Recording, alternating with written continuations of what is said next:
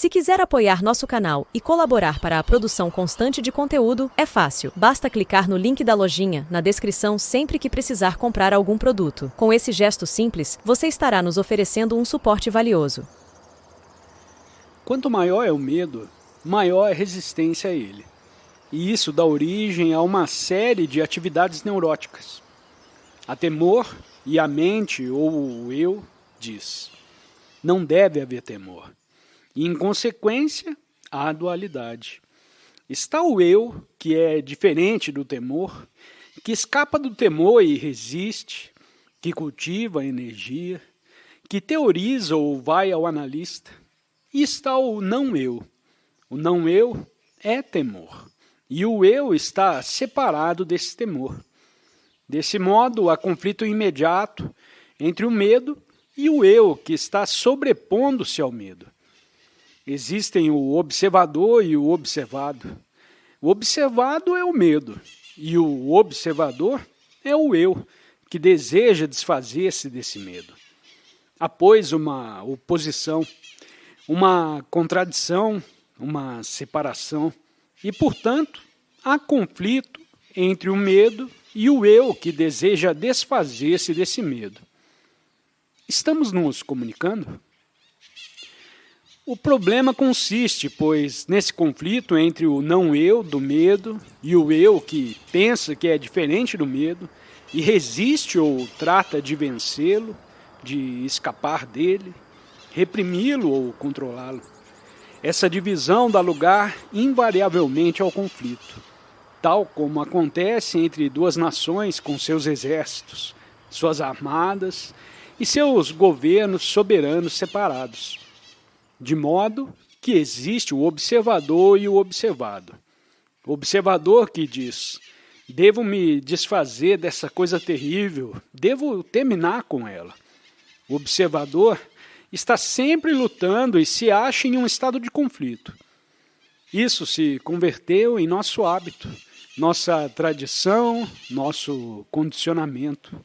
E o romper qualquer classe de hábito é uma das coisas mais difíceis, porque nós gostamos de viver em hábitos, tais como o fumar, o beber, ou os hábitos sexuais e os psicológicos.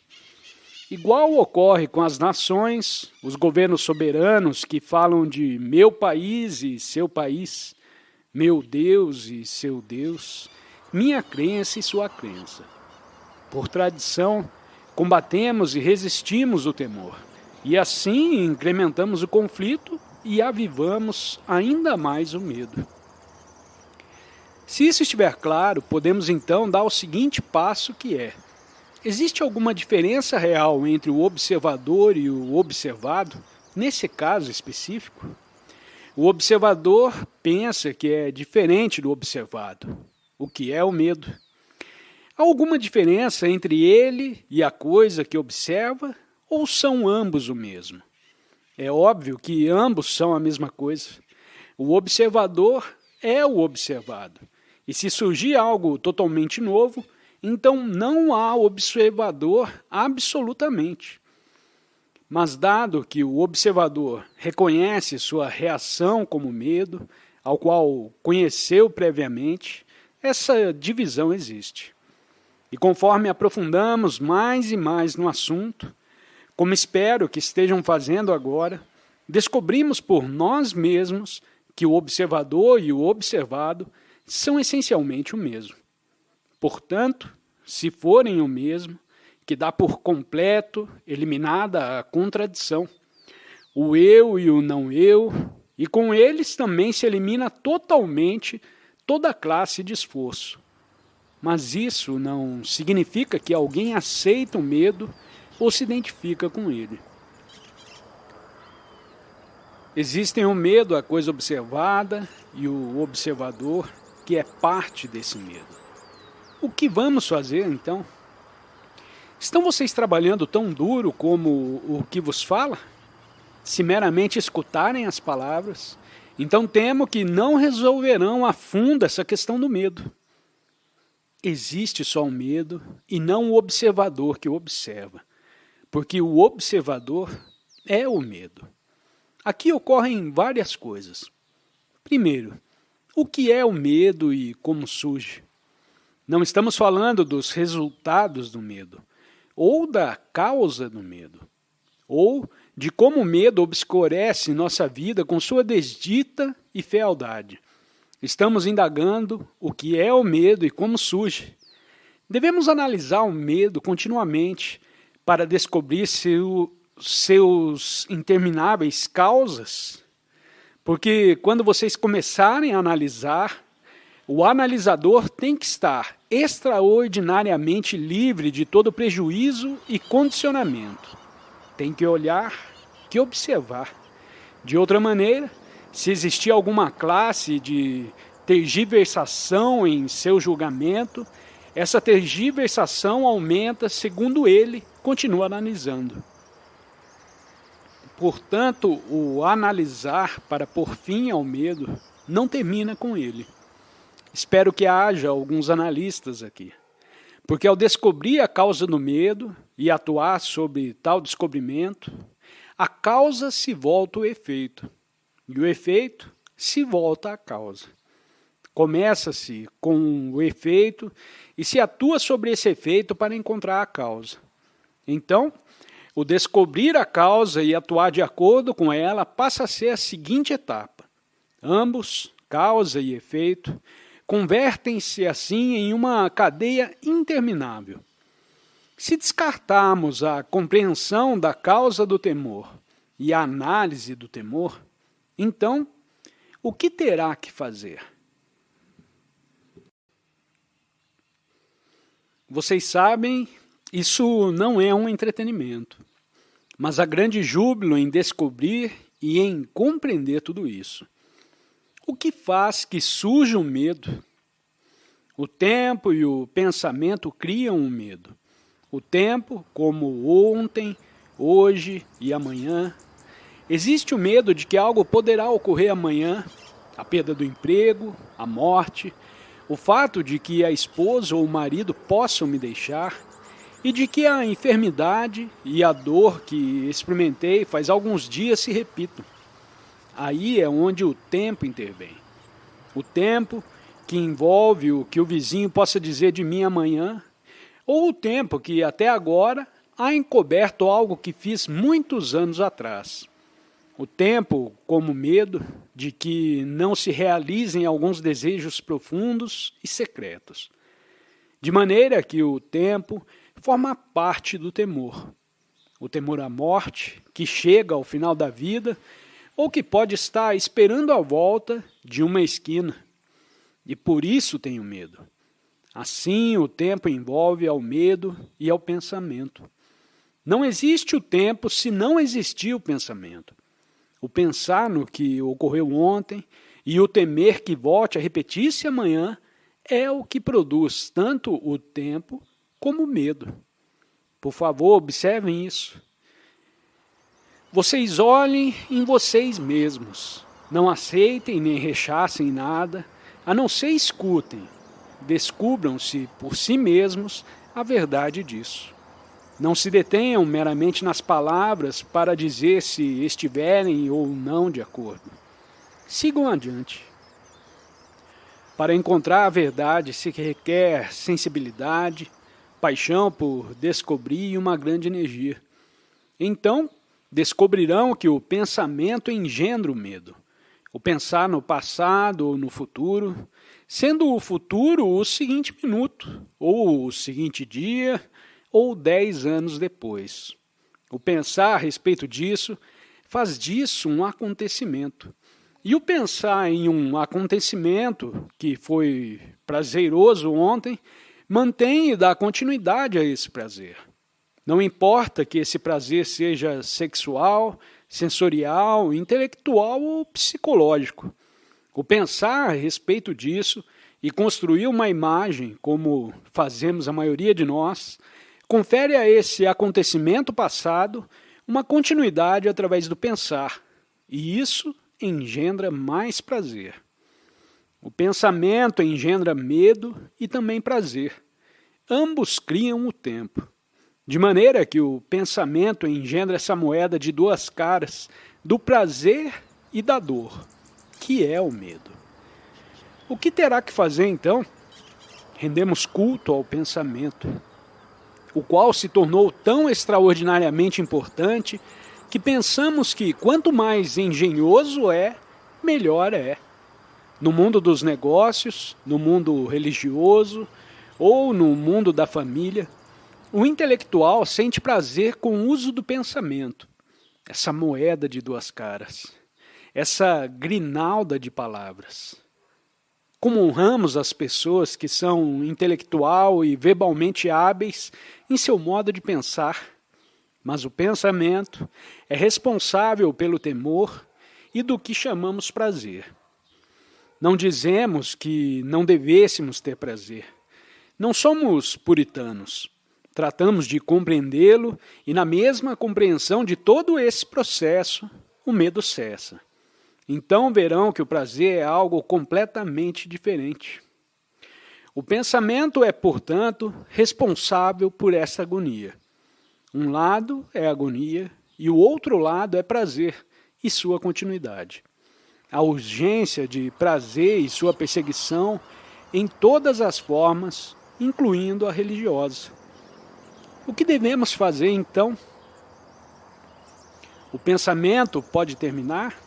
É essa a pergunta correta? E quem vai terminar com ele? É o eu, que não é pensamento? Mas o eu é resultado do pensamento. E assim se repete o mesmo velho problema. O eu e o não eu, que é o observador que diz: se só pudesse pôr fim ao pensamento, então poderia desfrutar de uma vida distinta. Mas existe unicamente o pensamento, e não o observador que diz: desejo que o pensamento termine. Porque o observador é o produto do pensamento. E como surge o pensamento?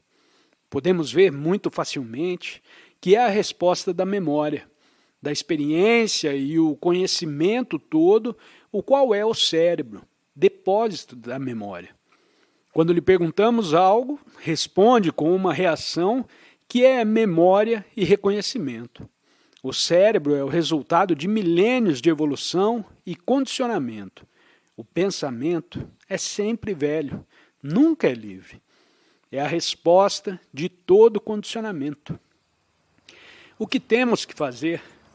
Quando o pensamento se dá conta de que não pode fazer nada com o medo, porque ele cria o medo, então surge o silêncio.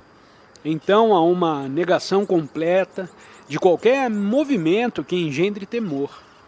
Portanto, a mente, incluindo o cérebro, observa todo esse fenômeno do hábito, da contradição e luta entre o eu e o não eu, e compreende que o observador é o observado. E vendo que o medo não pode ser meramente analisado e descartado, mas sim sempre estará ali. A mente também vê que a análise não é o caminho. Então se pergunta: qual é a origem do temor? Como surge? Se tudo isso estiver claro, então podemos prosseguir. Podemos descobrir por nós mesmos, não por boca do que fala, não por meio de suas palavras, ideias ou pensamentos, se a mente pode estar completamente livre do medo. O dito aqui não é uma introdução. Se não escutaram claramente e não o compreenderam, não podem passar adiante. A fim de inquirir, tem que haver liberdade para olhar. Tem que estar livre de prejuízos, conclusões, conceitos, ideias, de modo que possa observar a si mesmo o que é o medo. Quando a gente observa muito de perto, intimamente, há medo algum? Isso é, a gente pode observar o medo muito de perto, intimamente, só quando o observador é o observado. Vamos investigar isso. O que é o temor? Como surge? Os medos físicos óbvios podemos compreender, igual aos perigos físicos, para os quais temor, uma reação espontânea. São bastante fáceis de entender e não temos que aprofundar muito neles. Mas falemos sobre os medos psicológicos. Como surgem? Qual é sua origem? Esta é a questão. Existe o medo de algo que ocorreu ontem, o medo de algo que poderia ocorrer mais tarde, hoje ou amanhã. Existe o medo do que conhecemos e existe o medo do desconhecido, que é o amanhã. A gente pode ver por si mesmo, muito claramente, que o medo se origina na estrutura do pensamento. Pensando naquilo que ocorreu ontem e que alguém teme, ou pensando no futuro. Verdade? O pensamento gera o medo. Não é assim? Por favor, vamos estar bem seguros disso. Não aceitem minhas palavras. Estejam absolutamente seguros por si mesmos de que o pensamento é a origem do medo. Pensar sobre a dor psicológica que alguém experimentou faz algum tempo, e desejar que não se repita, o só pensar sobre isso engendra medo. Podemos prosseguir daí? Não podemos ir mais longe a menos que vejamos isso muito claramente. Ao pensar sobre uma experiência, uma situação em que houve mal-estar, perigo, tristeza ou dor, o pensamento gera medo. E tendo estabelecido psicologicamente certa segurança, não quer que essa segurança se altere, porque cada incerteza constitui um perigo e, portanto, surge o medo. O pensamento é responsável pelo temor e também é responsável pelo prazer. Quando a gente desfrutou de uma experiência agradável, o pensamento pensa nela e deseja perpetuá-la. E quando isso não é possível, há resistência, ira, desespero e medo. Portanto, o pensamento engendra o temor e o prazer. Não é assim? Isso não é uma conclusão verbal, nenhuma fórmula para fugir do medo. Isso quer dizer que onde há prazer, há dor e medo, perpetuadas pelo pensamento. O prazer vai junto à dor. Os dois são indivisíveis e o pensamento é responsável por ambos. Se não houvesse o amanhã, nem o momento seguinte, sobre os quais pensar em termos de temor ou de prazer, então nenhum dos dois existiria. Vamos adiante? É isso uma realidade, não como uma ideia, mas sim como uma coisa que a gente mesmo tem descoberto e que, portanto, é real. De maneira que a gente possa dizer, tenho descoberto que o pensamento gera tanto o prazer como o medo. Um desfrutou do prazer sexual e depois pensa nele através de imagens, quadros mentais, e o mesmo pensar sobre o sexo fortalece esse prazer que agora existe nas imagens do pensamento. E quando isso se frustra, a dor, ansiedade, medo, ciúmes, mortificação, ira, brutalidade. E com isso não queremos dizer que não deva experimentar o prazer. A bem-aventurança não é o prazer. O êxtase não é gerado pelo pensamento. É uma costure de tudo diferente. Podemos chegar à bem-aventurança ou ao êxtase só quando compreendemos a natureza do pensamento, o qual gera tanto o prazer como o temor. Então surge a pergunta, podemos deter o pensamento? Se o pensamento gerar o medo e o prazer, porque é bastante óbvio que onde há prazer tem que haver dor, então se pergunta, pode cessar o pensamento? O qual não significa que termine a percepção ou o desfrute da beleza. É como se tivéssemos a beleza de uma nuvem ou de uma árvore e a desfrutássemos de total, completa e plenamente. Mas quando o pensamento procura ter a mesma experiência amanhã, o mesmo deleite que ele experimentou ontem, vendo essa nuvem, essa árvore, essa flor, A face atrativa de alguma pessoa então convida à desilusão, à dor, ao medo e ao prazer.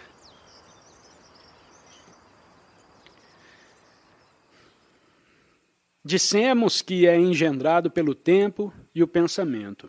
O pensamento é a resposta da memória e o pensamento cria o medo. Também dissemos que o medo não pode cessar mediante o mero domínio ou repressão do pensamento, ou tratando de transmutar o pensamento, ou nos agradando em todas as suas muletas que jogamos a nós mesmos.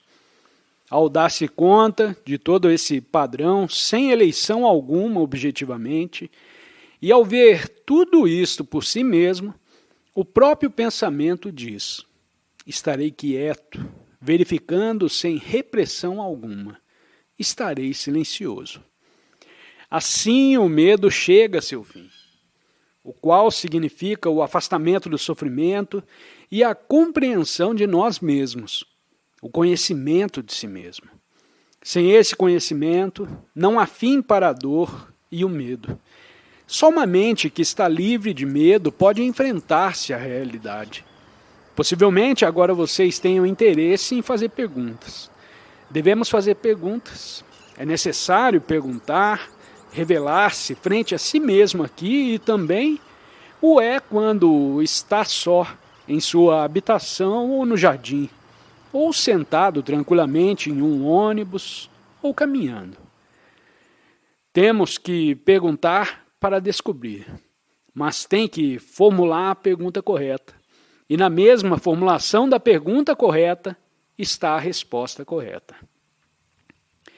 É correto aceitar si mesmo, aceitar seu próprio sofrimento e sua própria dor? Como você pode aceitar o que é? Quer você dizer que aceita sua fealdade, sua brutalidade, sua violência, suas pretensões, a sua hipocrisia? Você pode aceitar tudo isso? Não deseja você mudar? Não devemos mudar realmente tudo isso? Como podemos aceitar a ordem estabelecida da sociedade com sua moralidade que é imoralidade? Não é a vida um movimento constante de mudança? Quando você está vivendo, não há aceitação, a não ser só o viver. Então vivemos com um momento da vida e o movimento da vida exige mudança, uma revolução psicológica, uma mutação. Não compreendo. Sinto muito. Possivelmente, quando utilizou a palavra aceitar, não se deu conta de que no inglês corrente significa aceitar as coisas como são.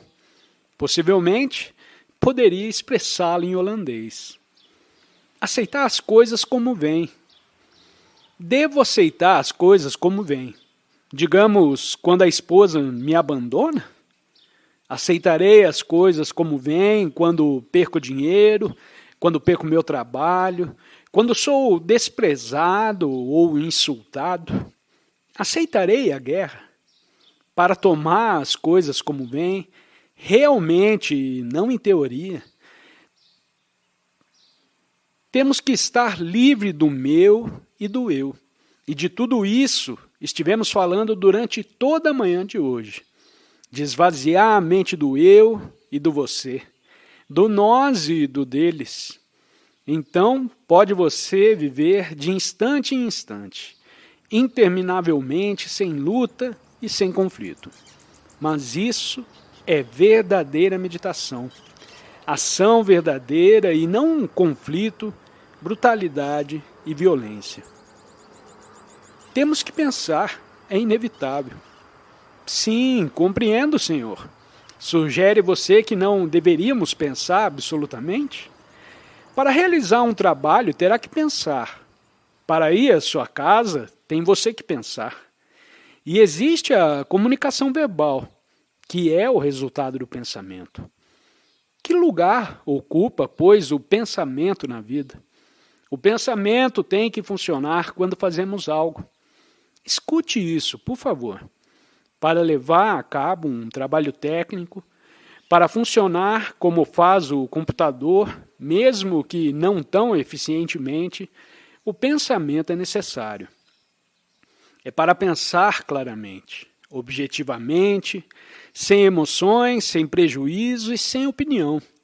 O pensamento é indispensável para poder atuar com claridade. Mas também sabemos que o pensamento engendra o medo. E esse mesmo medo nos impede de atuar eficazmente. Portanto, pode você atuar sem medo quando o pensamento é necessário? E pode este permanecer quieto quando não é? Você entende isso? Pode você ter uma mente e um coração que compreendam esse processo do temor, do prazer, do pensamento e da quietude da mente? Pode você atuar com reflexão quando é necessário e não utilizar o pensamento quando não o é? Sem dúvida, tudo isso é singelo, não é assim? Isso é, pode a mente estar tão por completo atenta que quando se achar acordada, pense e atue, se for necessário, e permaneça acordada nessa ação, sem dormir e sem trabalhar de um modo mecânico? De maneira que a questão não é se devemos pensar ou não, a não ser como nos manter acordados. Para permanecer acordados é indispensável essa profunda compreensão do pensamento, do medo, do amor, o ódio e a solidão. Temos que estar de tudo comprometido nessa forma de vida, tal como você o está, mas compreendo-a completamente. Podemos compreendê-la a fundo só quando a mente está por completo acordada, sem distorção alguma. Quer dizer que simplesmente reagimos de acordo com nossa experiência quando estamos frente ao perigo? Não o faz você? Quando você vê um animal perigoso, não reage de acordo com a memória, com a experiência, que possivelmente não seja sua própria experiência pessoal, a não ser a experiência da raça que diz, tome cuidado? Isso é o que eu tinha na mente. Mas por que não atuamos com igual eficiência quando vemos o perigo do nacionalismo, da guerra, dos governos separados com seus direitos soberanos e seus exércitos? Estas são as coisas mais perigosas. Por que não reagimos? Por que não dizemos, vamos mudar tudo isso? Isso significa que tem que ocorrer uma mudança em nós mesmos, nesse si mesmo que agora conhecemos. De modo que a gente não pertença a nenhuma nação, a nenhuma bandeira, país ou religião. E que, portanto, seja um ser humano livre. Mas não o fazemos. Reagimos aos perigos físicos, mas não aos perigos psicológicos, que são os mais devastadores. Aceitamos as coisas como estão ou nos rebelamos contra elas para criar uma utopia fantástica, com o qual voltamos para o mesmo ponto. Ver o perigo interno e ver o perigo externo é a mesma coisa, ou seja, nos manter acordados, o qual significa ser inteligentes e sensíveis. Apreciamos sua presença nessa viagem de entendimento com Krishnamurti. Se você está faminto por mais conhecimento, confira os 2 vídeos que estão destacados na sua tela. Desafie sua mente a absorver mais sabedoria. Compartilhe suas reflexões nos comentários, pois queremos construir uma comunidade de aprendizado. Se ainda não fez, inscreva-se para não perder futuras explorações. Até a próxima!